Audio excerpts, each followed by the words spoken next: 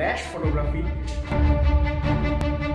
সকাল 10:30 থেকে টানা সন্ধ্যে 7টা পর্যন্ত যে সেশনটা হলো,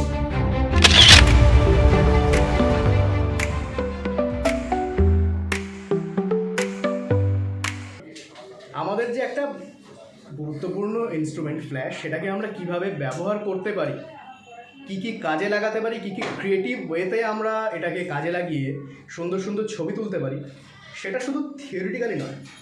সকাল 10:30 থেকে টানা সন্ধ্যে 7টা পর্যন্ত যে সেশনটা হলো, এটা নলেজ শেয়ার অবশ্যই। স্যারের থেকে আমরা প্রচুর কিছু শিখলাম, হাতে কলমে শিখতে পারলাম, ব্যবহারিক জ্ঞান পেলাম।